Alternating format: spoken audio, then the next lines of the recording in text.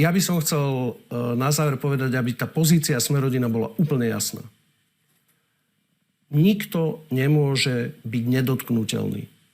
Ani bývalí predstavitelia polície a tá skupinka, ktorá tu bola za Smeru, ani teraz táto skupinka Čurilovcov a ďalších, nikto nesmie byť nedotknuteľný. A je neprípustné, tak ako sme protestovali, keď sa zametali pod koberec kauzy za tej minulej vlády, tak protestujeme aj za tejto vlády, keď bol rozprášený tým oblúk na inšpekcii, ktorý chcel vyšetriť manipuláciu trestných konaní práve týmito elitnými policajtmi. Ale to ďalej pokračuje, pán Krajniak, tam sa nejaký výsledok dozvieme, takisto aj v prípade Čurilovcov. Však to je práve tá sranda, že dvaja z tých vyšetrovateľov boli teraz zadržaní a prepustení bez obvinenia. Áno, to tak som hovoril viackrát. Áno, len chcem divákom povedať, oni nevedeli, že to sú tí z inšpekcie, ktorí mali v zločineckej skupine s ostatnými konať nezákonne.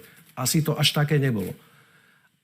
Nedostaneme sa ďalej, pokiaľ tu bude takýto zákon vendety.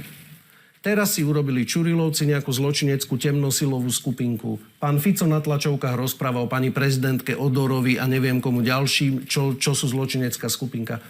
To sa budeme po každých voľbách pozerať iba na to, ako si tieto skupinky vybavujú medzi sebou účty? Alebo budeme prísne dbať na dodržiavanie zákona a byť férový v tom, že OK, keď chceš niekoho z niečoho podozrievať, alebo si myslíš, že robí zle, tak to najskôr musíš dokázať. To nemôže byť tak, že najskôr ho fúknem do väzby, vypalím mu obvinenie, zbavím sa ho a potom, ako hovoril Karl von Schwarzenberg, ten ešte žijúci teraz, posledný, nejdřív setnout, pak soudit. No, tak to predsa nemôže fungovať právny štát.